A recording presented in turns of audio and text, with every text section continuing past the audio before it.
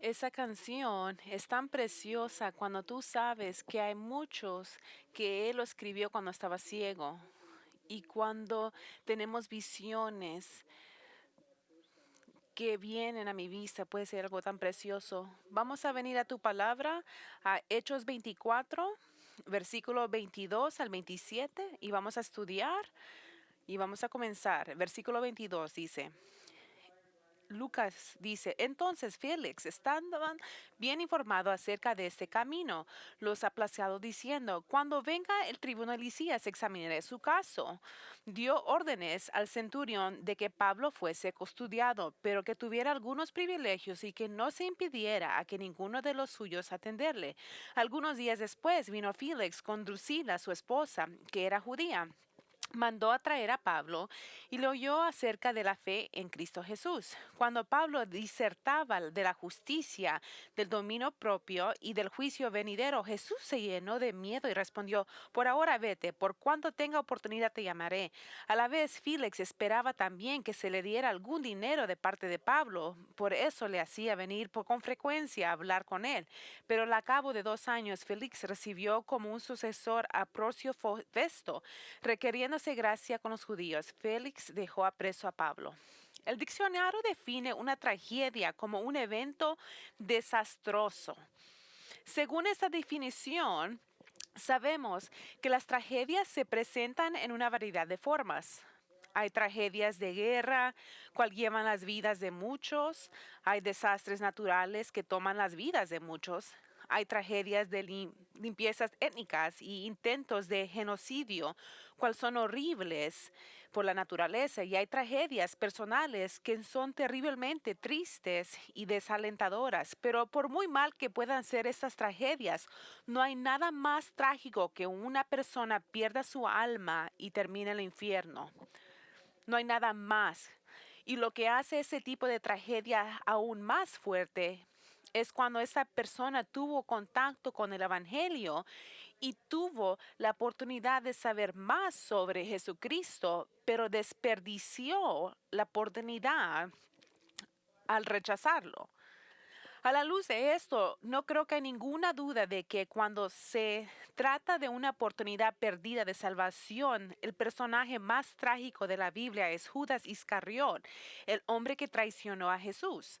Un erudito de la Biblia comentó sobre Judas y la tragedia de su oportunidad de obtener la salvación en Cristo y él dijo, el ejemplo más sorprendente de la oportunidad perdida es Judas. A Judas se le concedió la oportunidad que solo se le dio a otras 11 personas de vivir y ministrar con el Señor Jesucristo. Pudo haberse sentado en uno de los 12 tronos del reino, juzgando los 12 tribus de Israel. Su nombre podía haber estado en una de las 12 piedras fundamentales de Jerusalén. Pudo haber sido uno de los santos más honrados de toda la historia. En cambio, Judas se convirtió en ladrón, hipócrita y traidor. Él desperdició su oportunidad por obtener 30 piezas de plata. Se suicidó y fue condenado por una condenación eterna. Y Señor dijo esto, ay de aquel hombre por quien es entregado el Hijo del Hombre. Bueno, le fuera aquel hombre no hubiera nacido. Ahora, si Judas Iscariot es la más trágica de todas las personas mencionadas en la Biblia, les quiero dar la segunda persona que sea más trágica revelada en las Escrituras. Tendría que ser Antíoco Félix, el gobernador romano que dirigió el juicio del apóstol Pablo en Cesarea. Y digo esto, por aquí estaba un hombre que no solo escuchó el evangelio de labios del apóstol Pablo, sino que durante 2 años, tuvo el privilegio de conversar con Pablo.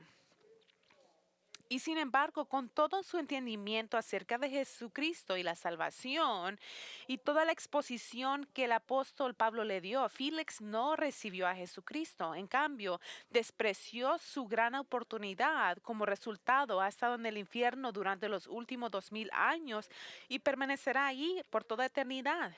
Y no hay nada más trágico que eso. Esta mañana seguimos nuestro estudio del libro de Hechos y aprenderemos acerca de Félix y por qué no aceptó a Cristo y la salvación cuando tuvo la amplia oportunidad de hacerlo. Y aunque Félix vivió hace miles de años, es muy revelante para nosotros, porque todavía nos da un claro recordatorio de que es posible saber mucho de Jesucristo, tener una comprensión precisa del mensaje del Evangelio, tener un contacto con un cristiano fuerte, ser convictos de nuestro pecado personal y sin embargo elegir no arrepentirte y confiar en Cristo para la salvación. Y la razón por la que es tan importante para nosotros entender a Félix y por qué perdió su oportunidad de salvar es porque hay muchas personas hoy en día que están en ese mismo peligro de perder la misma oportunidad de salvación como Félix. Estoy pensando en ese joven que fue criado en un hogar cristiano y creció escuchando el Evangelio, pero no ha aceptado a Cristo. Pienso en el estudiante que tiene el gran privilegio de ir a una escuela cristiana y escuchar el Evangelio todos los días de la semana, pero hace oídos sordos. Estoy pensando en ese hombre o mujer que ha estado expuesto a la verdad del Evangelio a través de un familiar, un pariente, un amigo, un vecino, un compañero de trabajo, pero que continúa rechazando a Jesús. Estoy pensando en esa persona que ha asistido a una iglesia que cree y predica la Biblia y que intelectualmente está de acuerdo con lo que escucha del púlpito, pero niega de arrepentirse y volverse a Cristo para su salvación. Estoy pensando en una persona incrédula que está casada con un cristiano y ha tenido la bendición de observar el carácter cristiano de su cónyuge, pero aún rechaza a Jesús y el Evangelio. Escuche, no hay duda de que un estudio de Félix es importante porque es un ejemplo clásico de lo que no se debe hacer cuando se trata del Evangelio. Y su historia se nos cuenta en las Escrituras para que podamos aprender de su fracaso y para que no cometamos el mismo trágico error que él hizo. En las Escrituras dice esto en Hechos 24. Y Félix se menciona que él sirve como el juez del caso judicial del Sanedrín contra el apóstol Pablo. Ahora, la semana pasada examinamos el juicio de Pablo ante Félix y vimos que presentó tres cosas específicas. Primero nos cuenta acerca de las acusaciones del Sanedrín contra Pablo. Miramos que el sumo sacerdote y algunos miembros del concilio llegaron a Cesarea con su abogado, que se llamaba Tertulo, quien presentó tres casos específicos contra Pablo. Uno era que él era una plaga problemática que incitó al pueblo judío a ir contra el gobierno romano. Y dos, que era uno de los líderes del nuevo movimiento religioso que no estaba registrado. Y tres, que era culpable de intentar profanar el templo de Jerusalén. Enseguida, Lucas nos habla acerca de la refutación de esas acusaciones de Pablo y cual el apóstol refuta tan perfecto cada una de esas acusaciones. Y les dice a los saduceos que él afirma su creencia en la inspiración divina nomás del Antiguo Testamento y especialmente la doctrina de la resurrección. Y eso es lo que ellos aceptaban. Y esto era de acuerdo con la doctrina principal del judaísmo. Y ellos confirmaban todo eso.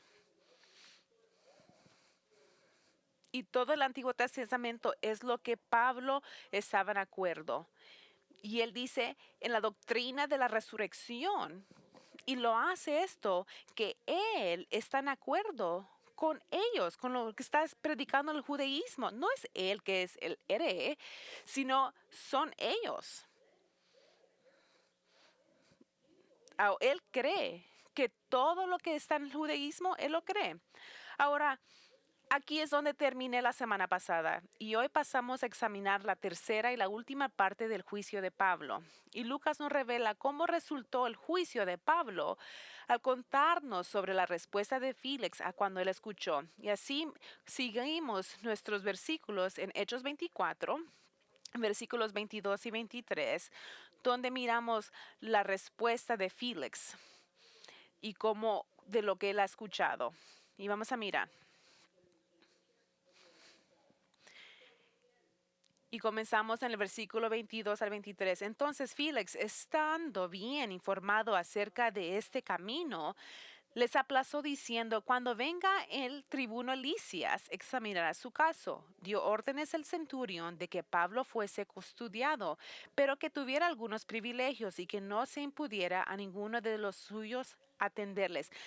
Como miramos el domingo pasado, la línea de defensa de Pablo fue declarada sarcásticamente cuando él dijo que la única acción de la que podrían haber sido culpable es cuando él habló al Sanedrín hace algunos días en Jerusalén, cuando él les gritó diciendo que él estaba de acuerdo en términos de la creencia de la resurrección de los muertos.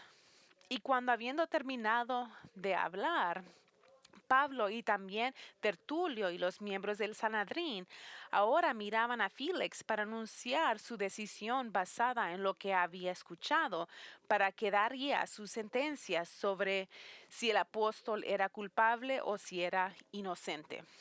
Ahora, con todos los ojos a la corte opuestos en Félix, Lucas nos dice que el gobernador demoró en tomar una decisión. Leemos que les aplazó, es decir, detuvo el juicio diciendo con la excusa que tenía que esperar hasta Lisias, el comandante romano que arrestó a Pablo en Jerusalén, llegara a Cesarea para que le pudiera decir a él la información en términos de Pablo. Y la razón por la que digo que esto fue una excusa para retrasar su decisión, porque en el versículo 22, Félix estaba bien informado sobre el camino. Por muchos años, como él había sido gobernador de Israel, estaba muy consciente del cristianismo y de los seguidores. Y por lo tanto sabía que los creyentes en Cristo no eran activistas políticos y que no estaban en rebelión contra el gobierno romano. Él sabía esto. Y además de esto, Félix sabía que para ser justo y hacer justicia no podía juzgar a Pablo culpable, ya que no habían testigos presenciales en el juicio, lo que le requería la rey romana. Y además de esto, antes del juicio, la carta de Lisias le había enviado ya declaraba la inocencia de Pablo. Y lo miramos esto en Hechos 23, 28 al 29. Dice, esa es parte de la letra que Lisias le mandó a Félix cuando mandó a Pablo a él. Queriendo saber el delito por el cual le acusaban, le hice bajar al Sanedrín de ellos, allí que era acusado de cuestiones de la ley de ellos, pero sin ninguna acusación de crimen digno de muerte o de prisión. Entonces, dice, mira, no hay ninguna razón por qué él necesita morir. No hizo nada contra Romana. Dice, lo encuentro que es inocente. Entonces, la pregunta que nos enfrentamos, ¿por qué Félix simplemente no emitió un veredicto y declaró a Pablo inocente a todos los cargos? Bueno, la respuesta es que Félix hubiera sido la buena cosa para decir, es que Félix estaba entre la espada y la pared.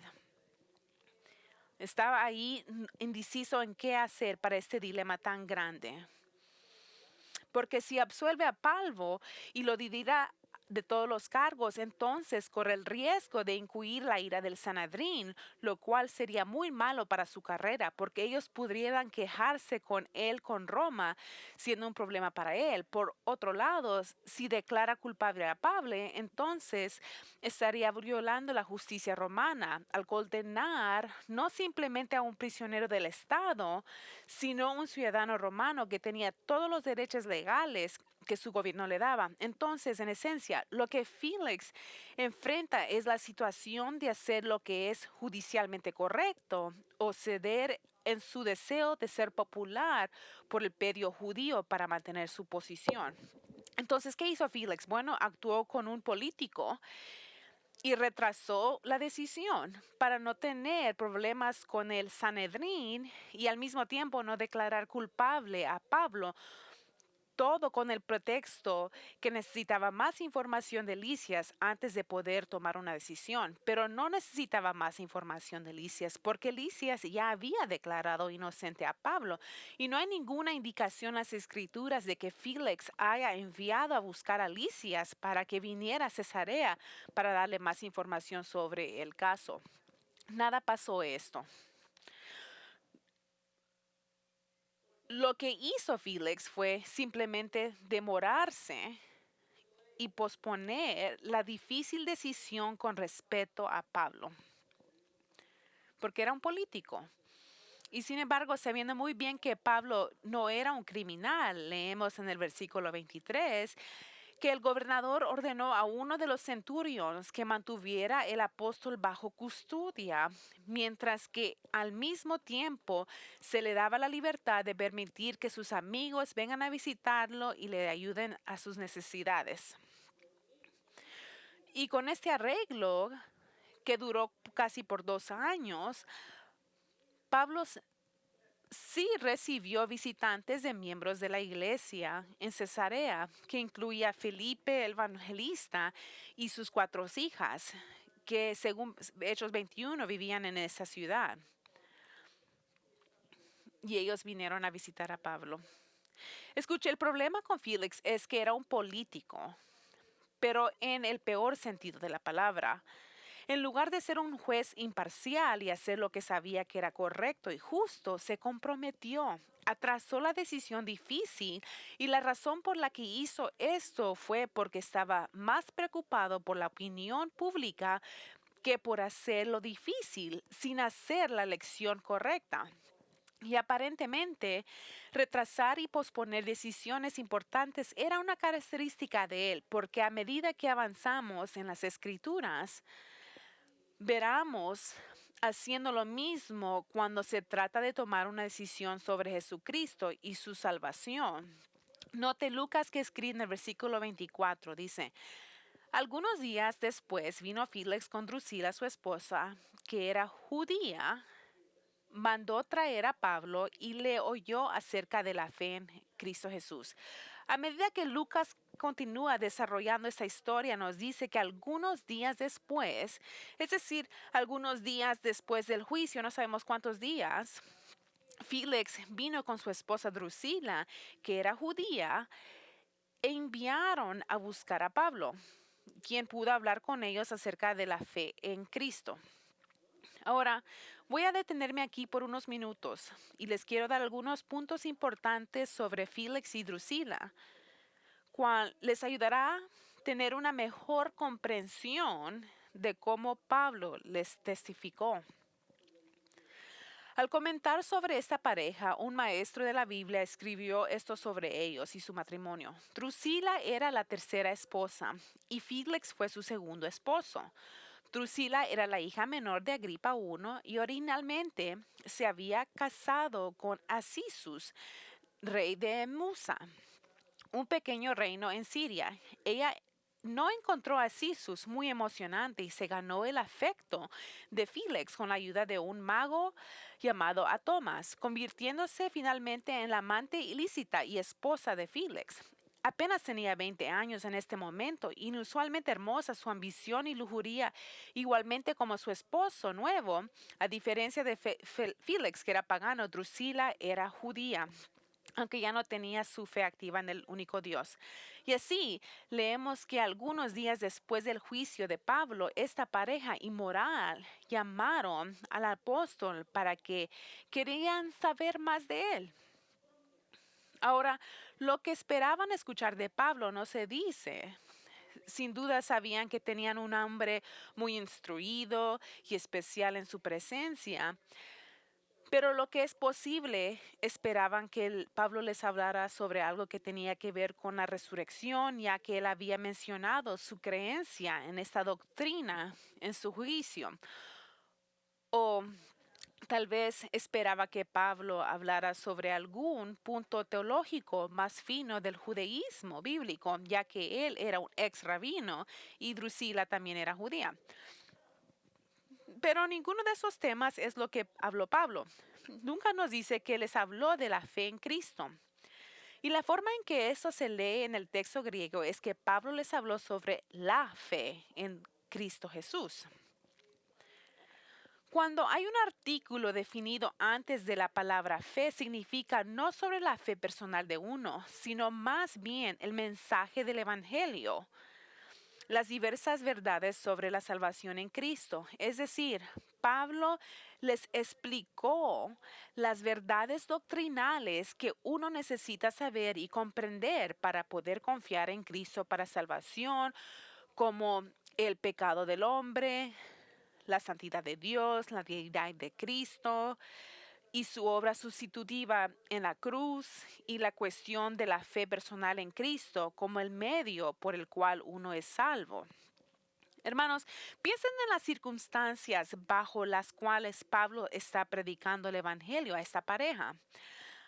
Antes de todo esto, había sido un hombre libre, en libertad de viajar a cualquier lugar que eligiera para proclamar a Cristo y poner nuevas iglesias.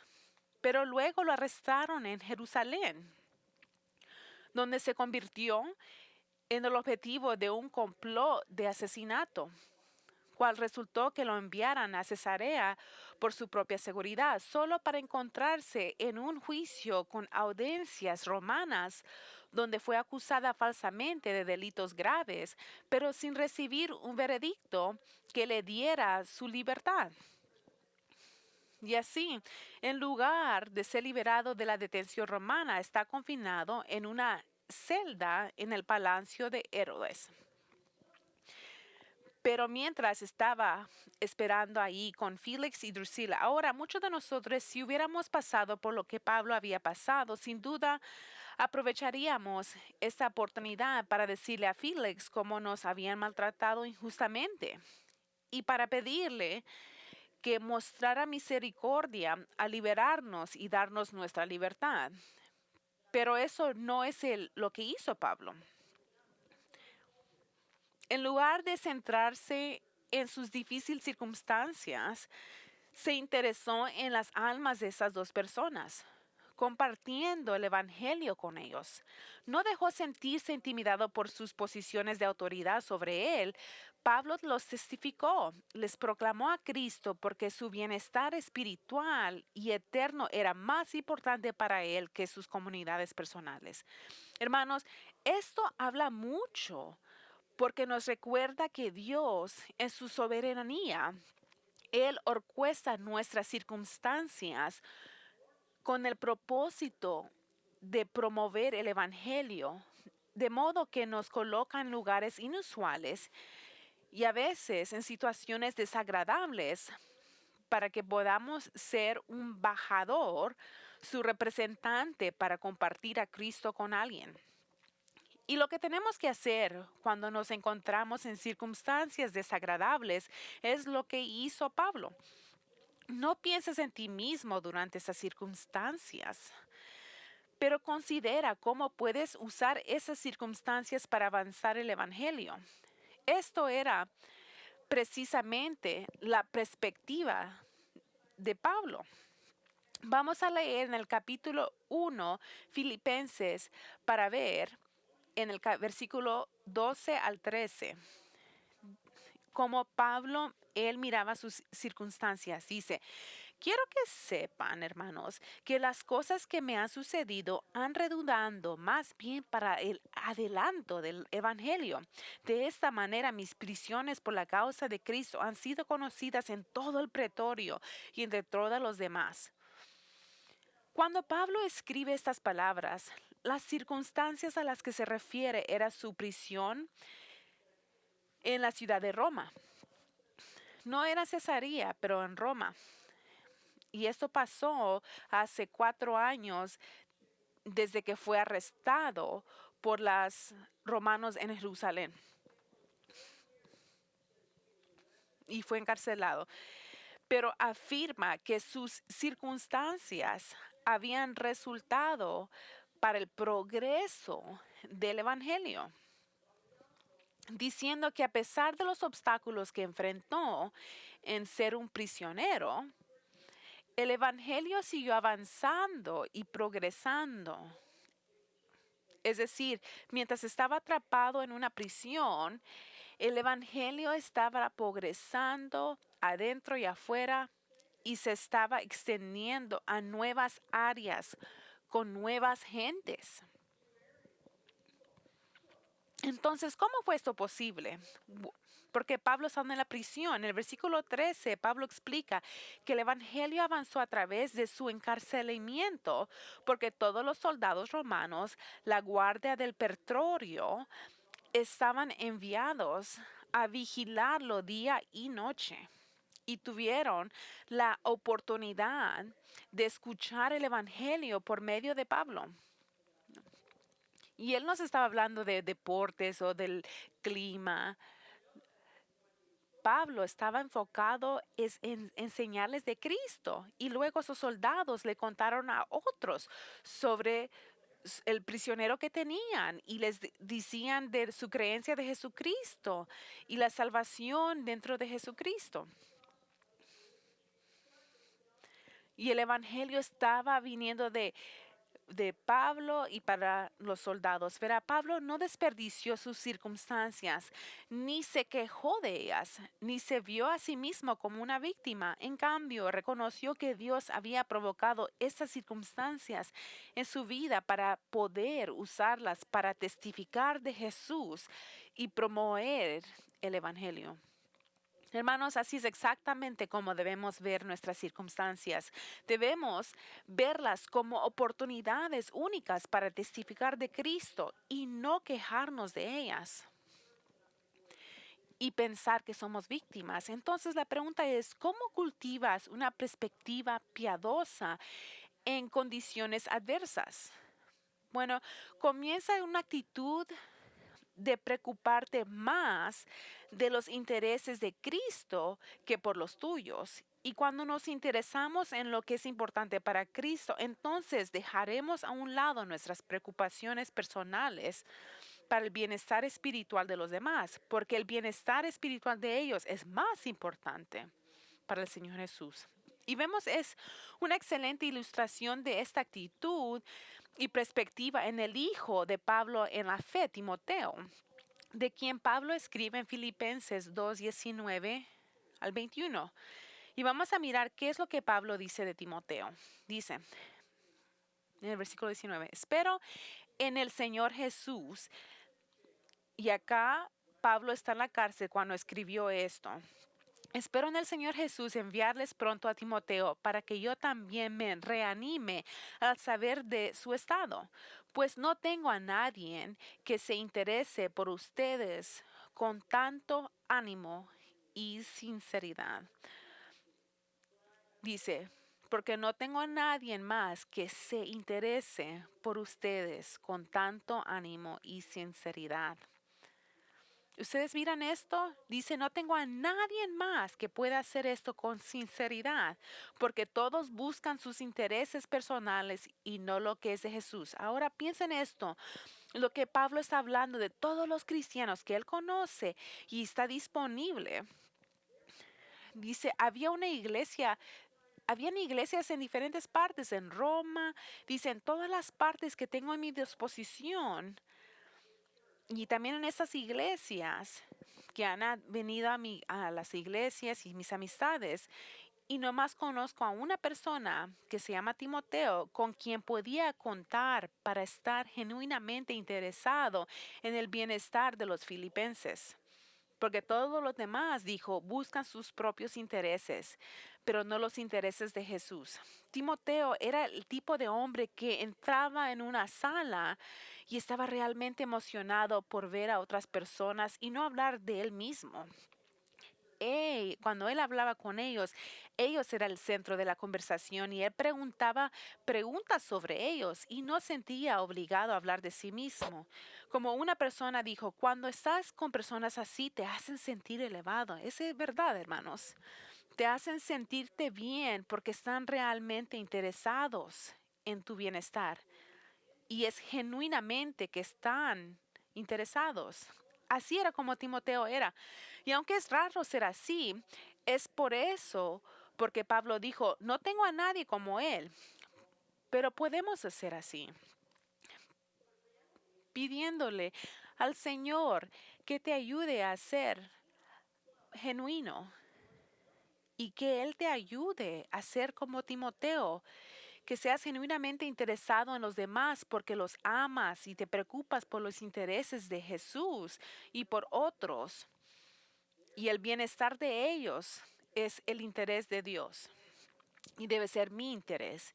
Y esto comienza cuando yo le pregunto a Dios, cambia mi corazón, porque nosotros queremos hablar de nosotros mismos, es la naturaleza de nosotros, pero sí puedes cambiar. Timoteo cambió. Y esto es precisamente la razón por la que Pablo, cuando estuvo en presencia de Félix y Drusila, aprovechó la oportunidad no para quejarse de sus propias circunstancias, sino para compartir el Evangelio con ellos, porque estaba más preocupado por las almas de ellos. Entonces, sé como Pablo, considera las circunstancias en las que el Señor te ha puesto en tu trabajo, en la escuela, en tu vecindario, en tu casa, en la oportunidad que Él te ha dado para compartir a Cristo con alguien. No estás ahí nomás por cualquier. Es lo que exactamente lo que Pablo hizo con Félix y Drusila. Él también compartió el Evangelio y también otros aspectos del Evangelio. Y vamos a mirar esto en la palabra y vamos a ver qué fue las cosas que él compartió. No nomás fue en una lista, pero él tuvo diferentes verdades. En Hechos 24-25 dice, cuando Pablo disertaba de la justicia, del dominio propio y del juicio venidero. Vamos a parar ahí. Ahora lo que aprendemos aquí es que mientras Pablo estaba presentando el mensaje del Evangelio a Félix y Drusila, decidió concentrarse y ser muy específico sobre ciertos aspectos del Evangelio que serían aplicables para esta pareja. Lucas nos dice que Pablo enfatizó tres temas muy específicos que Félix y Drusila necesitaban conocer y comprender sobre el Evangelio para que pudieran ver su necesidad en Cristo. Él les habló sobre justicia, el dos, dominio propio y el juicio venidero. Entonces vamos a ver cada uno de esos tres temas con respecto a compartir el Evangelio con alguien. En primer lugar, Pablo discutió con Félix y Drusila el tema de justicia. Entonces, ¿qué les habría dicho acerca de la justicia? Bueno, él está hablando sobre el Evangelio y le está enfatizando que la justicia era un estándar del carácter santo de Dios, cual exige de cada individuo. Es decir, él les habría hablado de cómo la naturaleza santa de Dios requiere que sean justos, pero que no lo eran. Y que la única manera de ser justos es que se les impute la justicia de Cristo al confiar en Él para la salvación. Verá, lo que Pablo realmente estaba haciendo al hablarles sobre la justicia es que estaba proclamando las santas normas de la ley de Dios a esta pareja, para que antes que alguien pueda ser salvo, primero deben saber que son pecadores y necesitan un Salvador para ser rescatados. Y la forma en que Dios nos muestra que somos pecadores es por su ley, cual es revela, como los 10 mandamientos. Son sabiendo la ley que lo revela, que somos pecadores y no guardamos la ley. Entonces Pablo enfatizó a Félix y a Drusila la justicia. Pero el segundo tema que enfatizó a esta pareja fue el dominio propio. Y el tema segundo que es tan fuerte es tener dominio propio.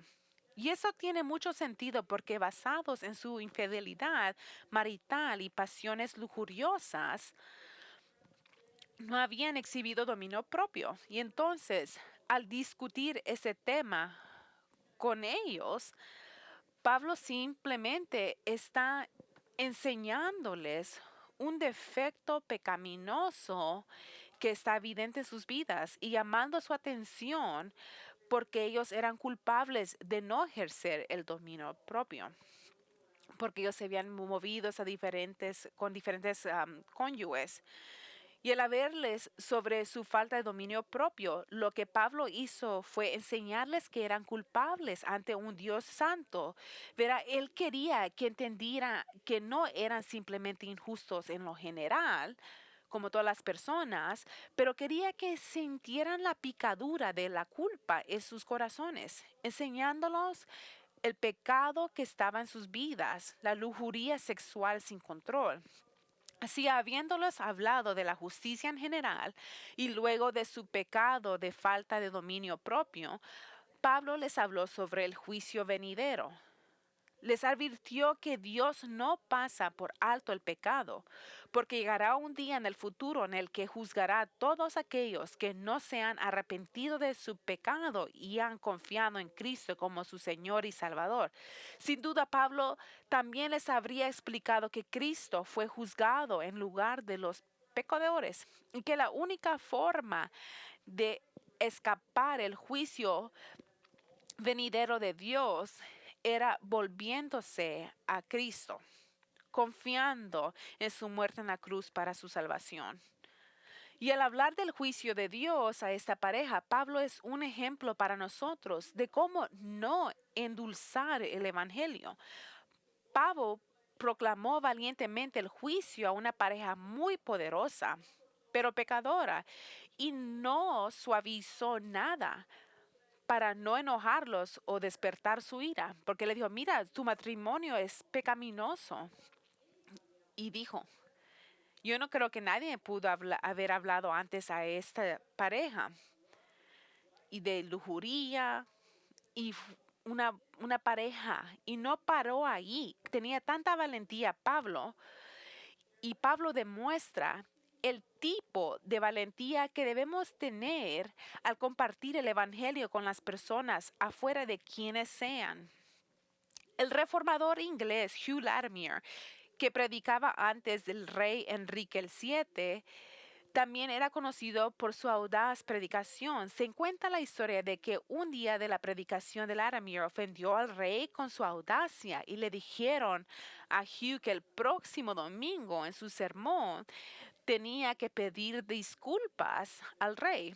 Entonces, eso es lo que hizo Hugh Latimer después de leer las escrituras en ese domingo. Comenzó a dirigirse a sí mismo cuando comenzó a predicar. Y dijo él, Hugh Latimer, ¿sabes ante quién estás hoy para hablar? Al monarca alto y poderoso, el más excelente majestad del rey. ¿Qué puede quitarte la vida si ofendes? Por tanto, ten cuidado de no decir palabra que pueda desagradar. Pero entonces considera bien, Hugh, ¿por qué no sabes de dónde vienes?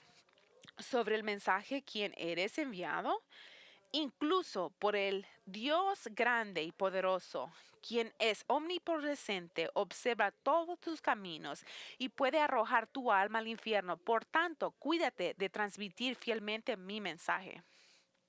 Ahora, es muy probable que no tengas la oportunidad de hablar de Cristo a un rey o a un alto oficial del gobierno, pero es muy posible que te encuentres en una posición para hablar de Cristo a alguien que tenga algún tipo de autoridad sobre ti, alguien que tenga el poder de afectar tu vida para bien o para mal, un empleador, un maestro, un profesional médico.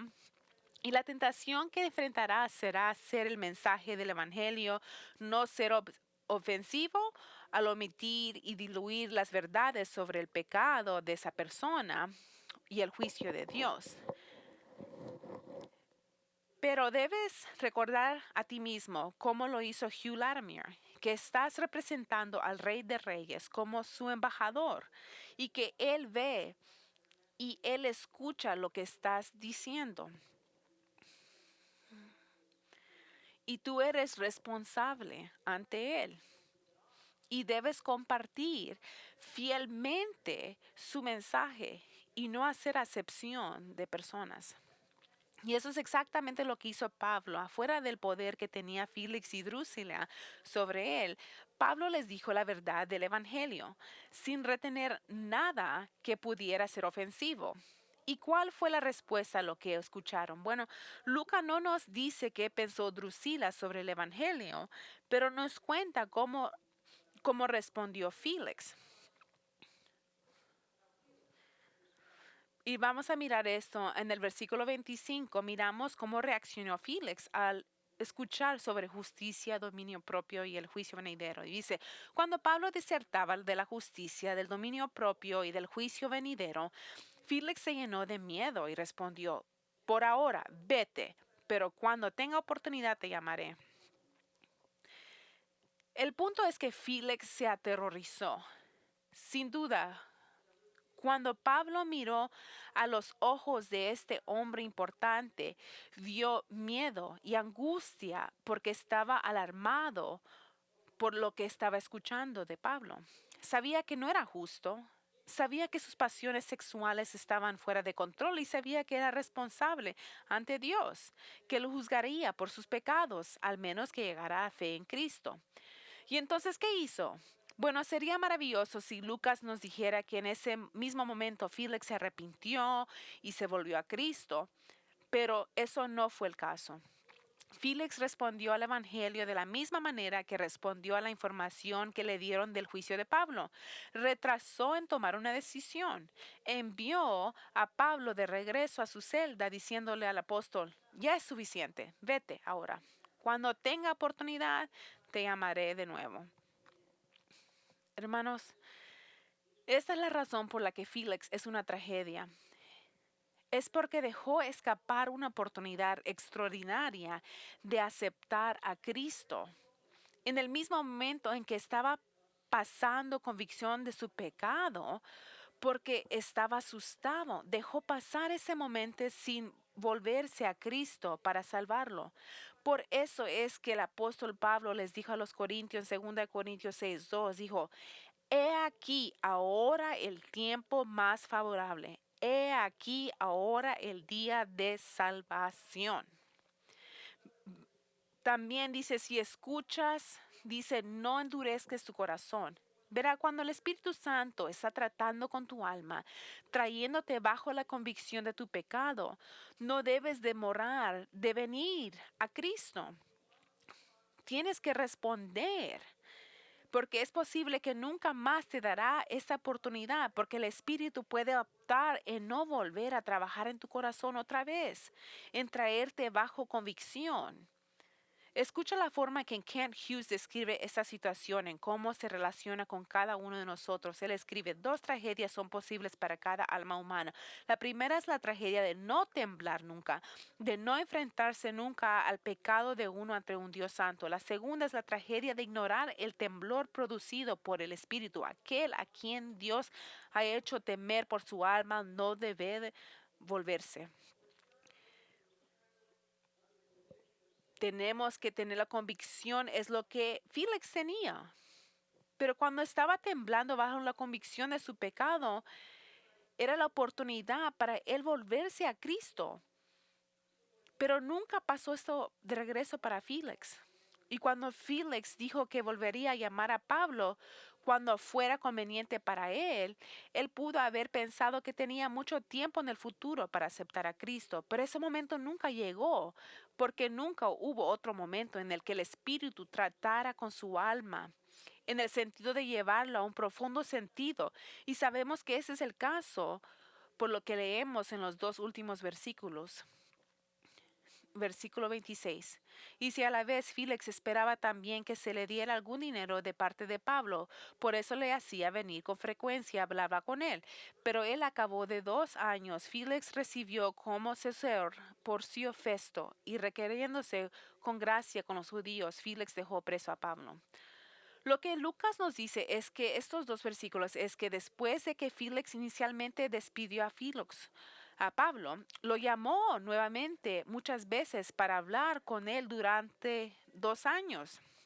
Y llamaba a Pablo con bastante frecuencia no porque estuviera interesado en escuchar sobre Cristo o el Evangelio, sino porque esperaba que Pablo le diera dinero para que lo liberara de la prisión. Tal vez recuerdes que durante su juicio, Pablo había dicho que había venido a Jerusalén trayendo una ofrenda de amor por los santos pobres, y así Félix sin duda pensó que los amigos de Pablo estaban guardando ese dinero para él y esperaba que Pablo le pidiera a uno de sus amigos que le trajeran el dinero durante una de sus visitas. Y luego que Pablo entregaría el dinero al gobernador como un soborno. Aunque sobornar a un oficial romano era ilegal, era una práctica muy común de esos días. Sin embargo, Pablo no le ofreció dinero, por lo que Félix decidió no liberar al apóstol. Y esto continuó durante 2 años, hasta que al final, en este tiempo, Félix fue reemplazado como gobernador por un hombre llamado Porcio Festo. Y la razón por la que Félix fue reemplazado, lo sabemos esto por la historia, fue porque el pueblo judío de Cesarea había presentado una denuncia ante Roma por el trato brutal que él había hecho al pueblo por el alboroto que había pasado. Y en respuesta a esta queja, Félix fue llamado a Roma para responder al emperador Nerón. Y esa es la razón por la que decidió dejar a Pablo en prisión y no liberarlo, a pesar de que sabía que era inocente. Él hizo esto, dice Lucas, porque estaba tratando de ganarse el favor del pueblo judío que habían quejado de él. Y así, a pesar del hecho de que Pablo habló con Félix sobre Jesucristo muchas veces en los 2 años, nunca aceptó al Señor. Ahora piense de la tragedia de esto. Félix tuvo la oportunidad de sentarse con el más grande teólogo y evangelista que jamás haya vivido, y tuvo la oportunidad de escuchar a Pablo explicar muchas veces el Evangelio, y sin embargo nunca aceptó a Cristo. Y cuando el Espíritu Santo lo había convencido 2 años antes, de modo que temía el juicio de Dios, en lugar de arrodillarse y pedirle Cristo que lo salvara, le dijo a Pablo: vete, no quiero escuchar más sobre esto. Te llamaré en otro momento cuando esté listo para escucharte nuevamente. Pero aunque Félix y Pablo hablaron muchas veces después, nunca hubo otro momento en el que el Espíritu les sometiera a una profunda convicción como lo hizo la primera vez que hablaron. Hermanos, ese es el gran peligro de posponer la decisión de volverse a Cristo para la salvación. Y mucha gente hace esto, y mucha gente espera, y es trágico. Mi corazón está especialmente cargado esta semana por aquellos jóvenes que han tenido el privilegio de escuchar el Evangelio muchas veces por sus padres, en la iglesia, y sin embargo tienen la actitud de: tengo mucho tiempo para aceptar a Cristo, no necesito hacer esto ahora, soy joven y quiero experimentar un poco la vida antes de convertirme a un cristiano. Tengo toda mi vida por delante para decidirme por Cristo, así que esperaré hasta ser mayor. Pero eso no es cierto. Por un lado, no sabes cuánto tiempo tienes para vivir. Mucha gente muere joven. Y en segundo, no sabes si el Señor te va a traer bajo la convicción de tu pecado, como lo que ha hecho en el pasado. De hecho, esperar en tu decisión de confiar en Cristo, corres el riesgo de desarrollar un corazón endurecido hacia el Evangelio. Porque cuanto más escuchas la verdad sin responder a ella, más probabilidades tendrás de volverte insensible a la verdad. De modo que, como dijo una persona, recibes la verdad extraordinaria con un bostezo. Estás aburrido con el Evangelio. Escucha, si el Señor te está hablando esta mañana, tráete bajo la convicción de tu pecado, entonces debes responder a Cristo, viniendo a Él para la salvación. O al contrario, corres el riesgo de volverte como Félix, un hombre que escuchó el Evangelio y no respondió cuando Dios estaba tratando con él y ahora está en el infierno. Por eso les digo, he aquí ahora el tiempo más favorable. He aquí ahora el día de salvación. Ahora, si escuchas su voz, no endurezcas tu corazón. Llama al Señor Jesús para que te salve de tu pecado. No esperes otro día, porque mañana puede ser muy tarde. Si deseas hablar con uno de los pastores acerca de tu necesidad de Cristo, te invito a verme al final del servicio. Ven para acá enfrente y yo hablaré contigo y uno de los ancianos. Si alguien quiere venir a ver, vamos a orar, hermanos. Gracias, Señor, por esta escritura que es tan revelante. Y a veces nuestros corazones a veces están duros, como Félix. Pero tan trágico es eso, Señor, que pueden tener el privilegio de escuchar el Evangelio como Félix lo escuchó de Pablo y te rechazó y no tuvo convicción del pecado, que tenía temor de ti y estaba un poco alarmado de lo que estaba escuchando, pero te dijo no. Oramos, Señor, que si hay alguien que está aquí, que tiene esa convicción de su pecado, que ellos respondan, que ellos llamen a ti, que ellos se reconozcan que ahora es el tiempo, no mañana, pero ahora es el tiempo de la salvación. Y que tú puedas mover su corazón, que ellos puedan ser salvos y que ellos genuinamente puedan dejar que el Espíritu Santo haga la obra en sus vidas. Y los que nosotros que ya sabemos de Jesucristo podamos tener la valentía de hablar del Evangelio, no importa con quién hablemos. Y aunque ellos tengan autoridad sobre nosotros, ayúdanos a que podamos dar el Evangelio y que podamos tener esa certeza como Pablo. Y podamos ser como Timoteo, que estemos interesados en otros, no nomás en nuestras propias vidas, pero tener genuinamente preocupación para nuestros hermanos. Ayúdanos a ser así. Yo sé que no viene naturalmente, pero tú puedes hacer la obra en nuestras vidas. Y oramos todo esto en tu santo nombre, Señor Jesús. Amén. Gracias por venir, hermanos, y espero verte ahí en la noche.